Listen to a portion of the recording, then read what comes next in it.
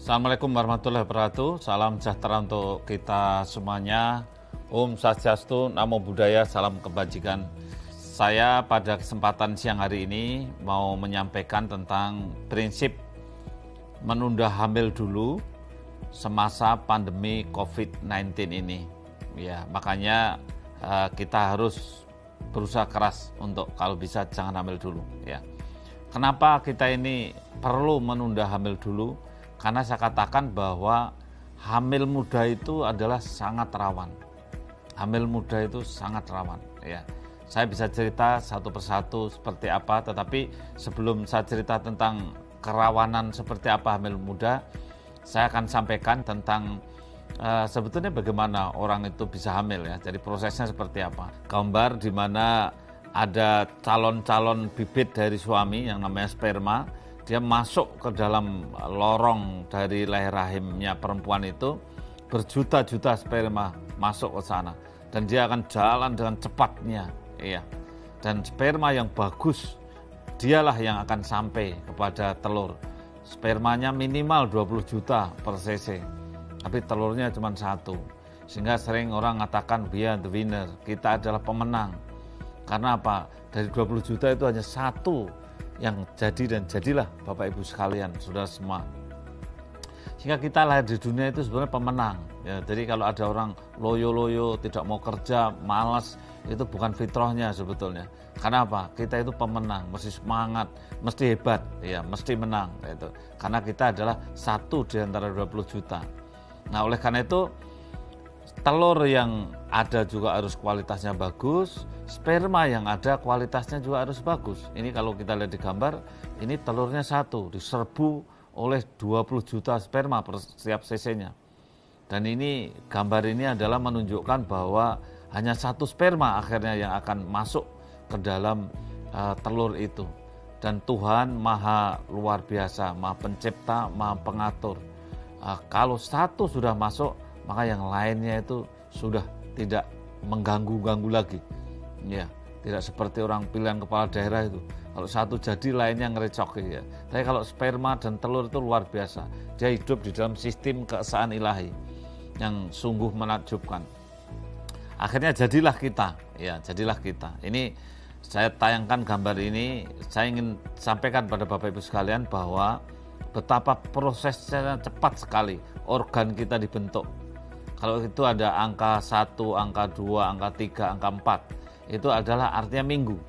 Bapak Ibu bisa lihat, saudara-saudara bisa lihat di angka 8. Angka 8 itu kan sudah lengkap sekali itu organnya, kepala, pundak, lutut, kaki, semua sudah ada itu. Dan itulah namanya periode fetus, namanya periode sudah fetus, sudah calon janin, bukan lagi embrio. Dan itu ternyata terjadi hanya dalam waktu singkat, hanya 8 minggu, artinya 8 kali 7 hari, dihitung dari menstruasi terakhir. Jadi kalau perempuan merasa telat, ibu-ibu merasa telat, baru telat sebulan, ternyata sudah luar biasa. Janin sudah jadi, baru telat sebulan.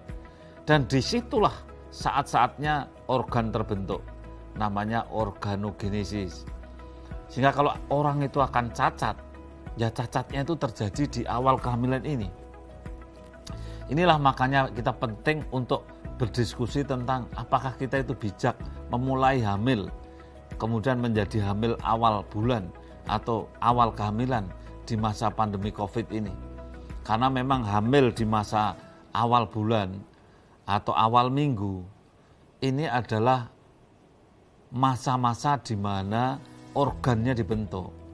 Jadi kalau Bapak Ibu sekalian sekarang itu stay at home, tinggal di rumah, tidak kemana-mana, kemudian tiba-tiba COVID negatif tapi istri positif, ya sekarang inilah minggu-minggu ini calon anak Bapak Ibu sekalian yang ada di dalam kandungan itu tangannya dibentuk, kakinya dibentuk, kepalanya dibentuk. Jadi kalau ada gangguan, maka gangguannya juga di masa ini. Ya, itulah jangan punya pikiran bahwa tangan, kaki, kepala, mata, hidung itu dibikin hamilnya sudah 6 bulan atau 7 bulan, oh salah besar. Dibentuknya pada saat awal ini. Lihat di gambar itu angka 8 artinya sudah 8 minggu, dan kemudian angka 9 di warnanya sudah biru itu sudah janin, luar biasa, sudah lengkap sekali. Ini kalau kita lihat Bapak Ibu sekalian, jadi ketika dia itu masa pembentukan organ, janin kita itu seperti itu. Itu kalau kita lihat kepalanya itu masih terbelah tengahnya itu, belum begitu menyatu-nyatu amat tulangnya itu. Sampai lahir pun tulang kepalanya kan masih terbuka itu, masih kepalanya masih kalau dipegang begini masih ada denyutnya dan seterusnya. Jadi kalau terganggu pembentukannya karena mungkin ada COVID, infeksi, atau mungkin demam, panas karena penyakit itu, maka kemudian terjadilah gangguan pada saat itu. Sebetulnya yang namanya bibir sumbing saja, itu kan cuma terjadi pembentukan ketemunya bibir kanan, bibir kiri itu terganggu, akhirnya terbelah tengahnya. Dan terganggunya kapan? Ya saat ini, saat kira-kira hamil-hamilnya masih kurang dari 8 minggu ini. Saat itu, saat hamil bulan pertama, bulan kedua. Nah ini karena memang betul-betul baru membentuk organ. Sehingga ketika terjadi cacat seperti yang ada di gambar ini, maka kecacatan ini terjadinya pada saat awal kehamilan. Bulan pertama, bulan kedua sudah finish, sudah selesai. Ya. Nah inilah makanya saya pesan betul, kalau tidak penting-penting amat, mungkin tidak perlu hamil. Ya, jangan ada hamil yang tidak terencana. Jangan ada hamil yang tidak ada kepentingannya. Jangan ada hamil yang tidak disengaja. Jangan ada hamil yang tidak dikehendaki. Wah, saya itu hamil tapi ini nggak sengaja. Wah, ini saya hamil tapi sebetulnya ini kecelakaan dan seterusnya. Apalagi yang hamil masih di luar nikah. Apalagi hamil yang masih usianya terlalu muda. Inilah risiko yang harus kita lihat. Ini kita lihat betapa sedih ketika kita melihat cacat-cacat itu terjadi, kemudian lahirnya seperti ini. Ketika sekarang ada mereka membiarkan untuk biar hamil, stay at home, kemudian kumpul istri, tidak pakai alat kontrasepsi. Ya kalau suntiknya telat, ya saya kira suntik masih bisa. Kalau selemah-lemahnya suntik nggak bisa, ya pakai pil lah atau pakai kondom. Jangan dibiarkan untuk kemudian kita tidak pakai kontrasepsi. Kalau memang betul-betul belum menginginkan kehamilan, dan memang saran saya di masa pandemi ini ditunda dulu kehamilannya. Kalau toh ada pasangan usia subur baru yang sudah merencanakan hamil, alangkah bijaknya ditunda dulu. Kita tidak tahu loh, ketika kita misalkan demam, kena COVID, kemudian kita harus mondok, harus dikasih obat ini, obat itu, dan seterusnya. Kita belum tahu bagaimana pengaruhnya terhadap organogenesis atau pengaruhnya terhadap pembentukan organ. Karena COVID ini adalah hal baru, sehingga banyak dokter-dokter belum meneliti apa pengaruhnya. Apalagi kalau dikasih obat, terus apa pengaruhnya obatnya kalau seandainya terjadi kehamilan. Ini baru berdiskusi tentang seandainya kita itu hamil muda, kemudian harus minum obat karena kita kena COVID, maka kita belum tahu dampaknya seperti apa. Dan kalau seandainya kita hamil, kena COVID, demam, panas, batuk, pneumonia dan sebagainya, seperti apa dampaknya kepada bayi yang baru tumbuh. Ini kan kita sama-sama dalam keadaan yang menghadapi pandemi, di mana sesuatu hal yang baru. Ini adalah gambaran-gambaran di layar ini ketika cacat karena gangguan dari pembentukan saraf. Sehingga bisa terjadi otaknya pembentukannya nggak sempurna, tulang belakangnya berlubang, bukan sundul bolong, ini bukan ya, tapi karena sumsum tulang belakangnya tidak terbentuk, karena sumsum tulang belakang itu bagian dari otak.